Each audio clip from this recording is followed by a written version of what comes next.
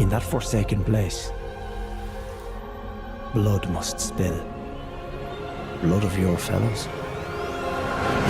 The Earth Tree faithful. Yes, I'll do a new playthrough. They were never saints. They just happened to be on the losing side of a war.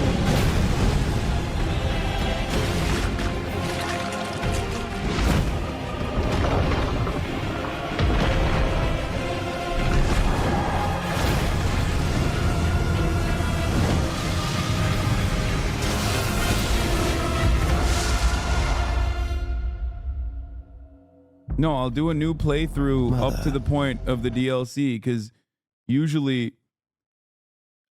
the DLC it starts at a certain position. Like it's not at the end of the game usually, right? Or is it super late game? Wouldst thou truly lordship sanction in one so bereft of light?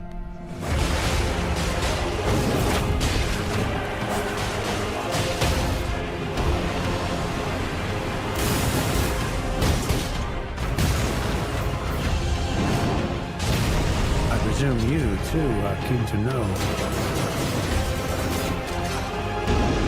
just what kind Mikola is doing here.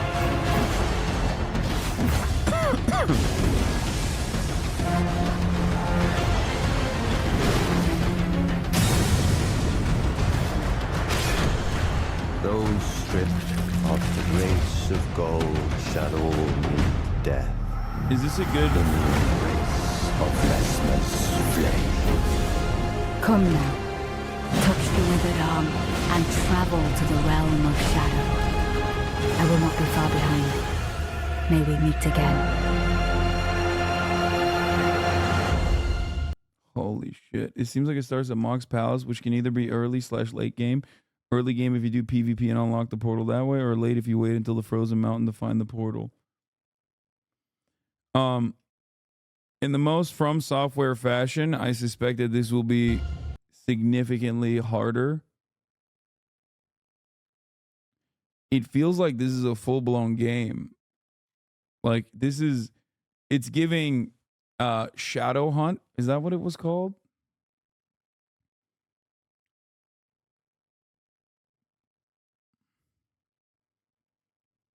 Like the Wild Hunt, which is like a DLC, but it's more than a DLC, if that makes sense. Like Wild Hunt was a DLC, but it was a whole ass game almost in and of itself. I don't believe From Software would cook people with $40 and make it like a limited expansion, a tiny expansion.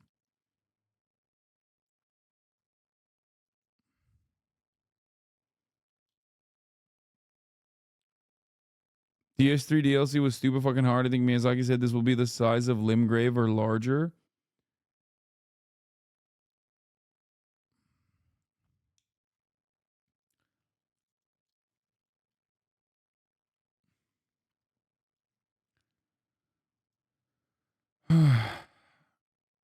To prepare you from Software's largest expansion yet, we've got the Shadow of the Erd Tree release date and trailer. Be sure to check out our interviews with Miyazaki, originating the Souls-like genre, potential Bloodborne remake. Oh, I saw this part. I saw that he said a Bloodborne remake. I can't speak on it right now. However, he basically said, I can't speak on a Bloodborne remake at the moment. Unfortunately, I can't speak on it. That means he didn't say no. But he said that the new technology makes it new availability in tech makes it interesting, something along those lines. Shadow of the Erd Tree follows the story of the kind Mikula, Melania's twin brother. Mikula is the demigod offspring of Queen Marika and Radagon. The twins are born with a curse, with Mikula doomed to be eternally young and never grow to an adult. You will follow Mikula's footsteps in the Land of Shadow area in the DLC, like you follow the Sites of Grace in the base game. The DLC area has been confirmed to occupy the same space as the lands between, but it has been physically disconnected, and it will involve a warp of sorts to get there. The story will also involve Queen Marika and what she did in the Shadowland, and just what led Mikula to follow her into the Land of Shadow. Additionally, Mesmer is the man in red seen in the first trailer for the DLC, and he's an important figure who rivals the other demigods in the Shadow of the Erd Tree. He has a key element of shadow to him, which is also an important theme throughout the DLC. Diving deeper into Mikula's past might help us understand where the DLC story is going to go. It starts with Mikula wanting to become an adult, so he used the Halig Tree, the late game legacy dungeon where players fight Melania. Here he lay in a cocoon with the aim of growing older in parallel with the tree, binding himself by watering the tree with his blood. He intended for the Halig Tree to grow into an Erd Tree, but before he could complete his task, Mikula fell into a deep slumber. His cocoon is actually discovered in Elden Ring after defeating Mog, Lord of Blood. So that's like pretty late game.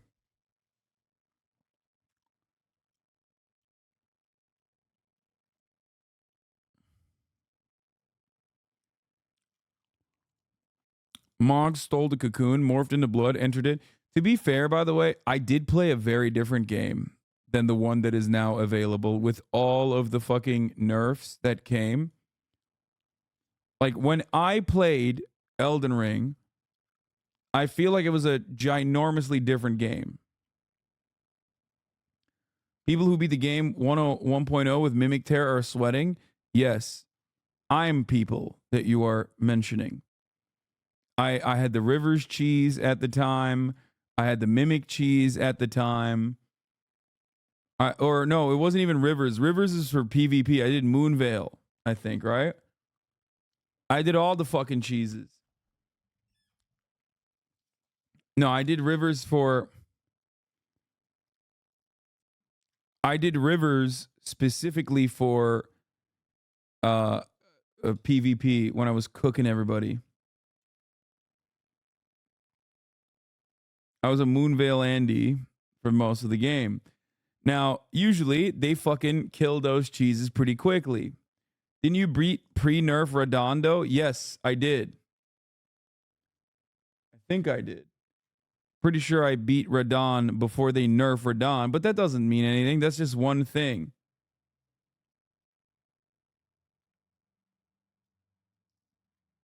There's only one aspect, even though it was fucking... Don't say it was never hard. It was hard as hell, dude. Are you kidding me? You can do Blasphemous Blade cheese now. Healing is busted even more than Rivers. So that's the funniest part about it, is that like every From Software fan ultimately knows that if one cheese closes out, another cheese opportunity presents itself. They never just let you have no cheese. There's always cheese. So don't act like there isn't going to be a new way for me to find a different kind of cheese. I also used to farm in the blood area too. I did that as well, to farm levels sometimes, if you guys recall. But like, you got to do that sometimes with the bows. That I'm sure that still exists. That's not even a cheese at that point. That's just a farm location. Yeah. Yeah. With the bird, with the bow and arrow and the bird.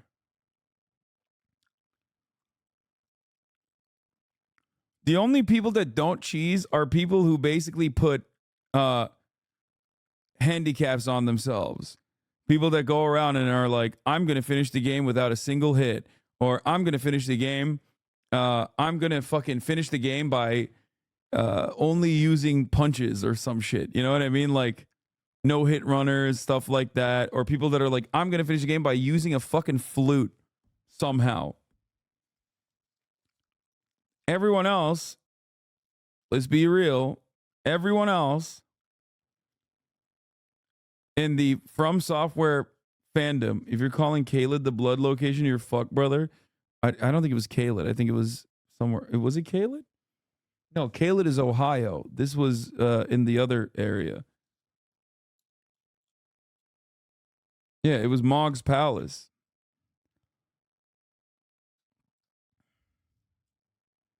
I'm right and chatter is wrong.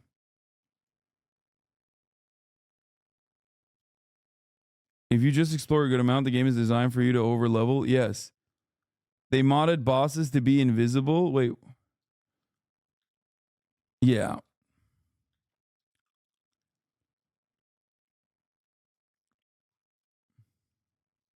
Are you a mage build? No, I'm a dex cheeser every time. I'm a dex cheeser through and through.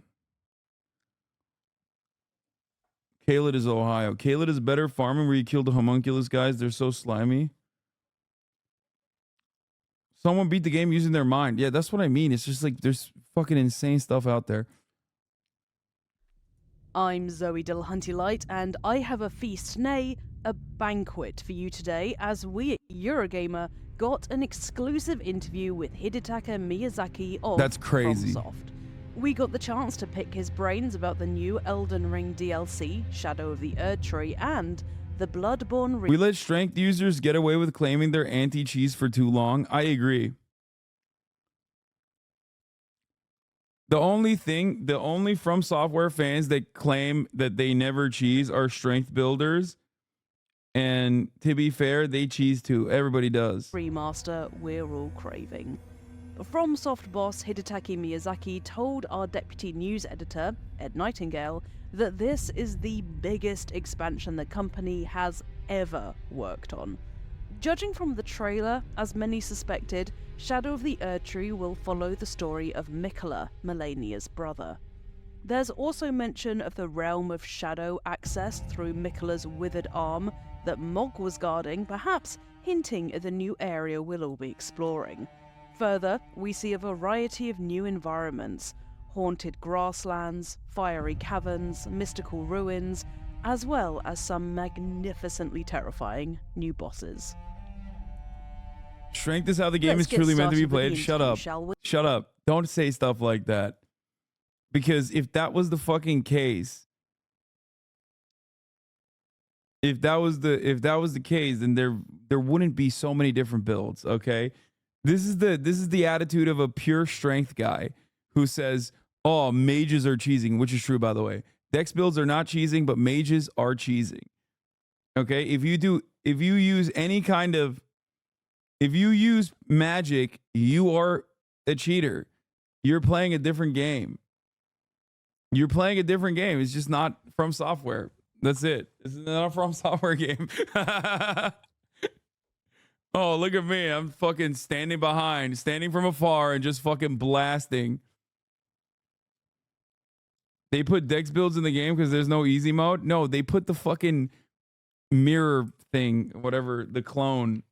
What was it called? The mimic tear in the game because there's no easy mode. If you're wondering, Miyazaki confirmed to us that Game of Thrones author George R.R. Martin has not provided fresh material.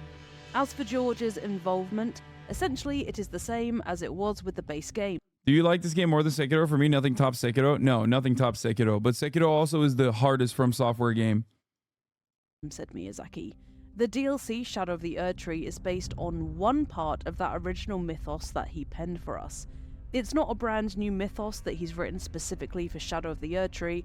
He has not created something new which informed the design of the DLC. Sekiro was the easiest one? No, it's not. Sekiro is the hardest one because it's the only From Software game where you can't overlevel to overcome. You're literally level locked. That's why it's the hardest.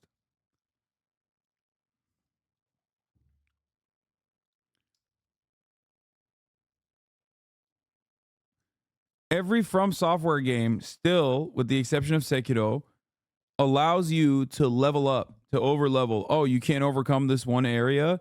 Go back to the drawing board and pump as much as you can. Come back with better weapons. Come back with more flasks. You know what I mean? Sekiro does not have that. The only way to beat the game is by getting good. There is no easy mode for Sekiro, which is precisely why it is the hardest From Software game.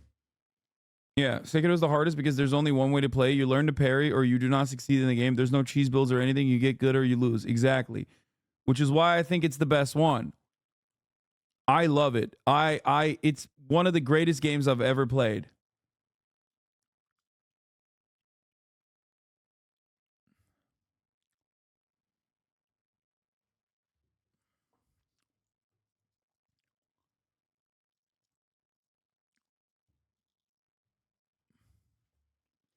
You just straight up have to be. The only one that comes close to that, I guess, is Bloodborne. But you just have to literally. You did not finish it though? Wait, what do you mean? What's happening here? I'm getting revisionist history. Of course I finished it. Not only did I finish it, I broke a controller in the process. I threw a dumbbell on my controller and broke it.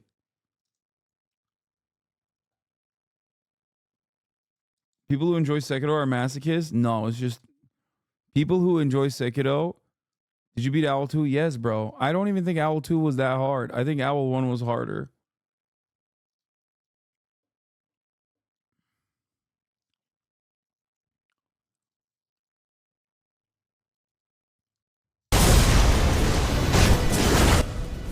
Look.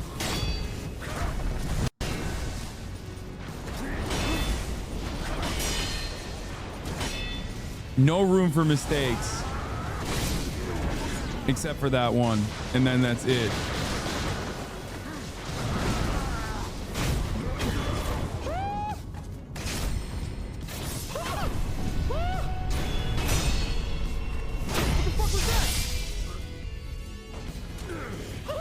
Look at my face.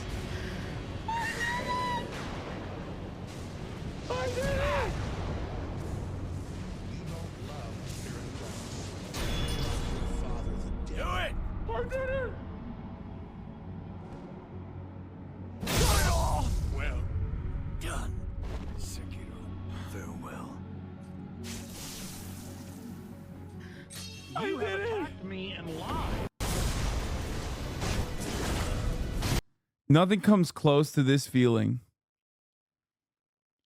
Nothing comes close to this fucking feeling from a single player game, dude. That's why From Software games are the best.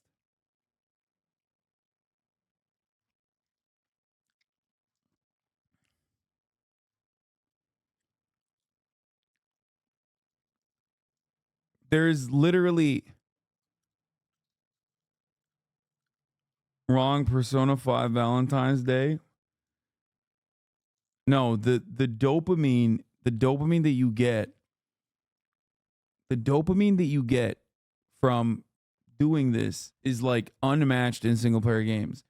Games can make you cry, games can make you happy, games can make you fall in love with a compelling story. But the only other avenue where you can get this feeling of accomplishment, this sense of truly earned accomplishment, is from Software games or from multiplayer. In single player games, this is it.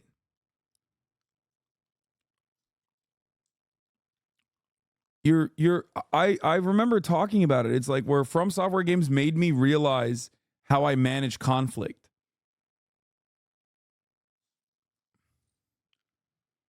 Like it made me realize, like it taught me to control my anger in moments where I have to.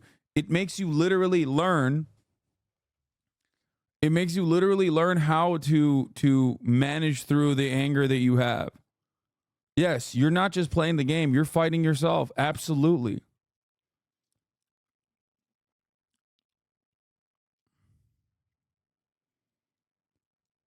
You beat him off stream, then on stream. You pre-beat him though? What? No, I didn't.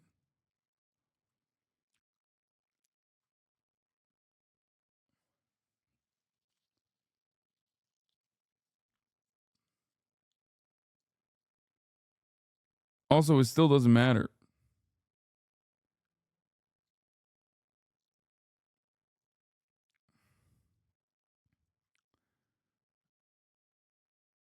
man, it's so fucking good. Now, when we talk about gaming, this is how we're treated. That's such a funny fucking take because this past week has been some of my most gaming I've done.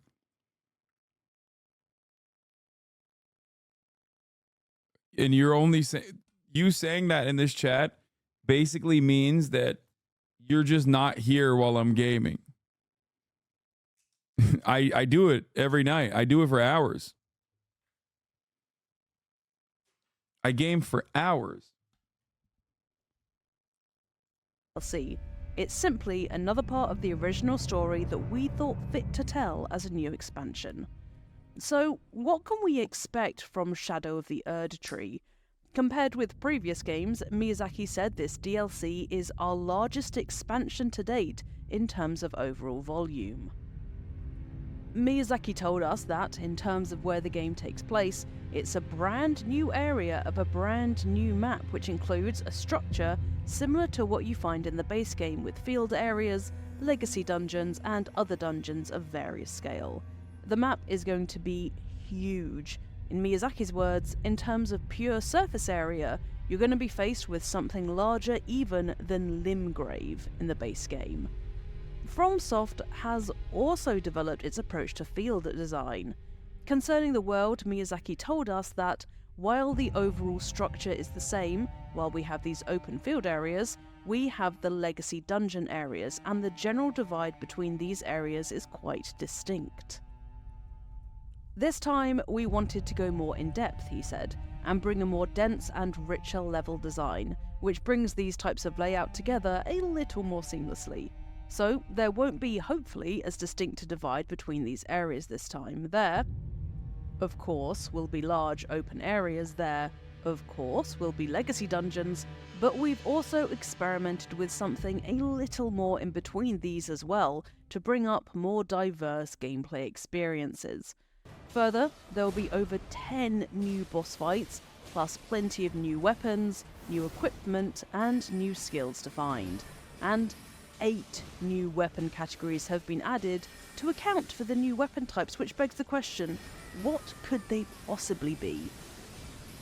Anyway, ideas for the DLC began to form around the end of Elden Ring's development, as there were remaining ideas that were clearly not going to fit in and would make more sense as DLC. Development then began around the time updates and patches for the base game had begun to settle down.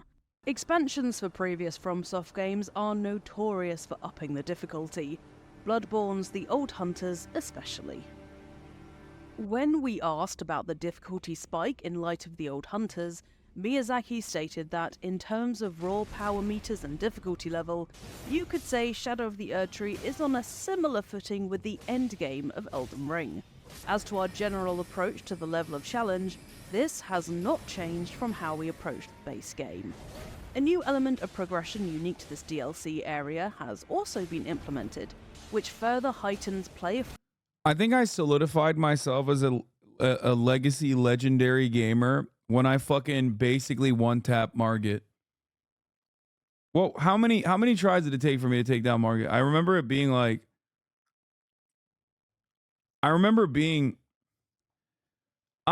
it was definitely like a uniquely low amount of times where everyone was like, what the fuck is happening?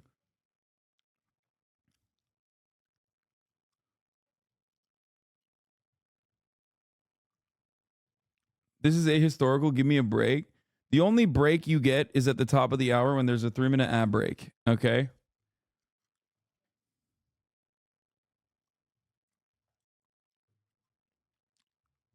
Freedom to walk away, level up, and come back later, though the general approach to the level of the challenge has not changed. I remember it being incredibly anti-Ukrainian.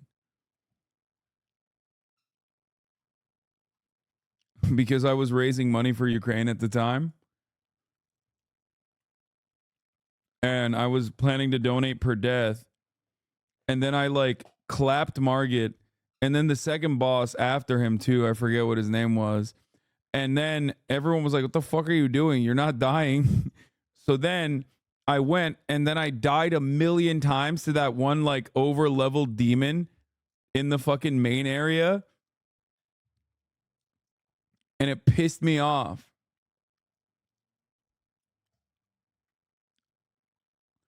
That moment when you got your gamer card is when you shellacked dozens of chatters in PvP. Oh yeah, I went like 40 I went like 3 for 40. I just looked at the stream. You 2-tap Margit. I went like literally 40 for like I lost 3 times against fucking chatters. Every chatter that talks shit, I fucking melted. You cheese with rivers, bitch. They had the cheese too.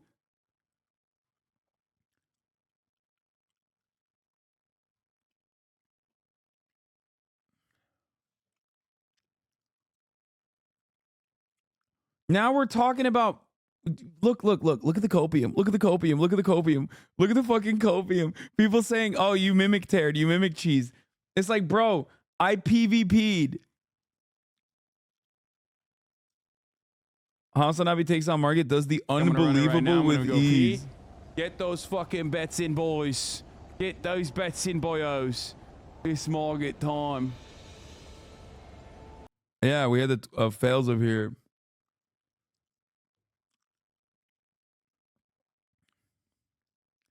There is conduct too from soft PvP. Yes, I know. Chatters that fucking had so much goddamn smoke for me. Chatters that had so much goddamn smoke for me got awfully quiet after I fucking ripped through their guts.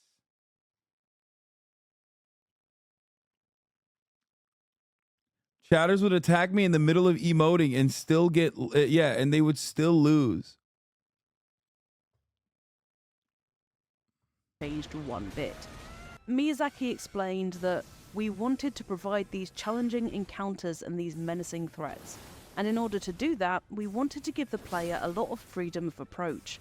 We wanted them to feel free about how they chose and when they chose to approach and tackle these hardships.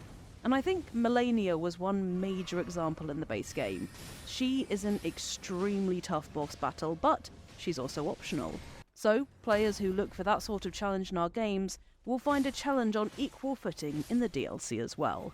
On the challenge FromSoft games provide, and the challenge Shadow of the Erdtree will definitely subject us to, Miyazaki explained how the FromSoft game's famous difficulty level has a much deeper meaning to him than simply hard for hard's sake. I think as a theme that those elements of hardship and that feeling of accomplishment simply has value as an experience. Yes! Said. As a player and as a person... That's what I said. Oh my god, me and Miyazaki are like this, bro. He's just like me for real. This is not something that can be easily achieved or replicated in our lives. And I think it's something that carries with it inherent risk. In other media, especially, it's difficult to replicate that hardship and accomplishment. And I think that therein is the appeal and the value of FromSoft games. Of course, it can be felt in parts of other media, but in terms of that risk and reward and that sense of accomplishment that you feel with the act of play, I think that's very unique to games, and I think it's very powerful. And, of course, we just had to ask Miyazaki if Shadow of the Erdtree will again include a poison swamp. In a word, yes, he said.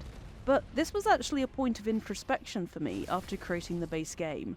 It was only after creating it that I realised I really like to create poison swamps. And this was a little place of introspection and reflection for me, so maybe when players reach the poison swamp in the DLC, they too will feel a little bit of this retrospection. Shadow of the Erdtree will be released across all platforms on the 21st of June, but before you go, Miyazaki did have something to say about the Bloodborne remake we are all gagging for. Miyazaki discussed with us the possibility of a Bloodborne remake, and the benefits of waiting for new hardware on which to revisit the beloved PlayStation 4 classic. It is a title we hold very dear just as much. Wait, what do you mean? I misunderstood the benefits of new hardware. I thought he meant like there is new hardware, so it's time. Did I totally misunderstand that? What the fuck? As our fans, Miyazaki told Eurogamer when questioned about the possibility of a Bloodborne remake. It does make me very happy to see that there are still so many people passionate about it. But would a remake benefit from newer hardware to make the release worthwhile? From Software's Demon Souls, for example, He's not waiting for PS6. No shot, dude. was remade as a Dude, there's nothing gnarlier, nastier, more gross than fucking Sony making a Last of Us remake, a Last of Us 2 remake, like, and not making a Bloodborne remake. Okay? You guys just hate money, it seems. It makes no sense. Do you hate money? Is this a thing that you despise? Sony is like, no, we are actually anti-capitalist. We love losing money, as a matter of fact, and we hate making money, which is why we won't do it. It's like Last of Us Remake 2 came out with the same exact fucking software with like not even a little bit improvement. Like there was no improvement. Bloodborne is making me consider nuking my computer trying to download a PS4 emulator. He's 100% talking about next-gen consoles like Bethesda is for Elder Scrolls 6. Okay, I'm done with Bethesda after Starfield, okay? Bethesda needs to get back on my good side. I don't give a fuck. PS5 launch title after originally launching on PS3. A double console generation leap that meant the re-release felt more significant. I think having new hardware is definitely a part of what gives these remakes value. Because of fucking pronouns. Have you played Fallout? Fuck yes, I have. You weren't able to achieve on previous generations of hardware, ways you weren't able to render specific expressions. New hardware sometimes makes it possible. However, I wouldn't say that's the be-all and end-all, Miyazaki continued. I think purely from a user perspective, modern hardware also allows more players to appreciate all the games. And so, it ends up being a simple reason, but as a fellow player, I think that accessibility is important. I think that can be the driving force between bringing an old game to a new platform. Whether a Bloodborne remake eventually sees the light of day, regardless of whether it may arrive on either PS5 or PS6, Miyazaki said he was very happy to see so many passionate fans calling for a Bloodborne remake to happen. Miyazaki apologised for being unable to say anything more specific about remaking the PS4 exclusive, but said he was thrilled at the game's continued response. Yeah, he's like very happy, which is why he loves... means he's seen the memes, chat. It means he's seen the memes and he still doesn't want to make you happy. Think about that. It makes me very... And yes, it's not coming on for the it's not coming out for the PC. Very happy to see, because it's a title with a lot of specific memories, both for me and the staff who worked on it, he said. And when we see those passionate voices in the community, of course it makes us feel thrilled. It makes us feel very fortunate to have that and to have those memories. FromSoft does carefully consider what it wants to make, so if a Bloodborne remake is on the cards, it sounds like they feel no pressure to add anything that may mimic features in other titles just because they've been successful. We don't feel any particular pressure to continue making the same thing, said Miyazaki. What I feel is that when creating that kind of environment, or with that kind of initiative to create something because it's been successful, or because it's succeeded in the past, that generally doesn't go very well, he told us.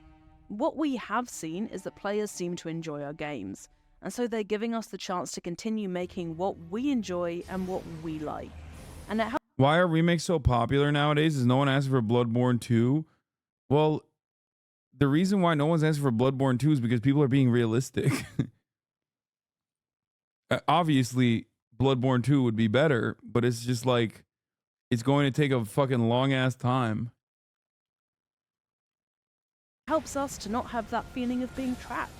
If players continue to enjoy our games, we will continue to make them in the way that we like. We will just have to wait and see then if a Bloodborne remake is on the cards. And that's everything we found out from Hidetaki Miyazaki of FromSoft about the Elden Ring DLC Shadow of the Erdtree coming to your veins and mine on the 21st of June 2024. What are you most excited for about the DLC, and did anything from this interview surprise you? Let me know in the comments, and a massive thank you to Ed Nightingale for sharing his interview with me, Zoe Delahunty Light, so I in turn can share it with you. That's crazy.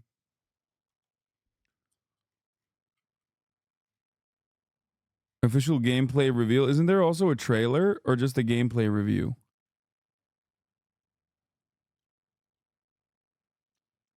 Are you gonna check out Nightingale? It's basically steampunk fantasy. Hurry now, flesh. Maybe. I gotta pee And first though. Hold prepare. on. The infinite awaits.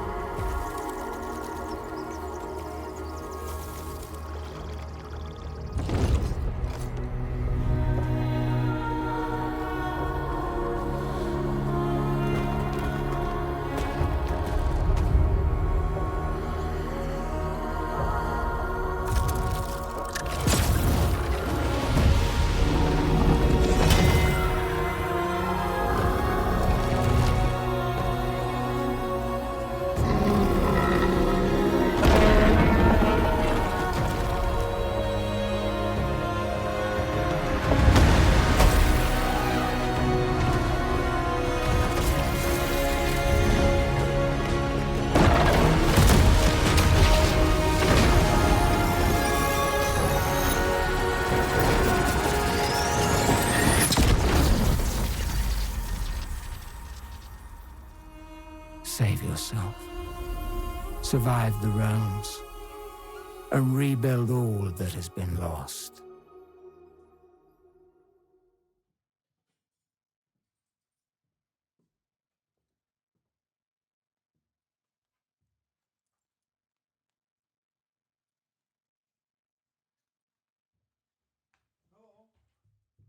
Why are you underneath me, ma'am? Ma'am? Hello?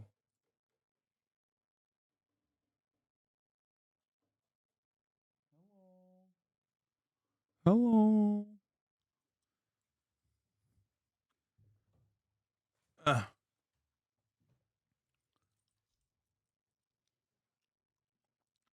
Please give me a good reason not to join the army right now. I'm at my breaking point. Why the fuck would you join the army, bro? Are you out of your fucking mind? That's a really big mistake, buddy. Don't do it.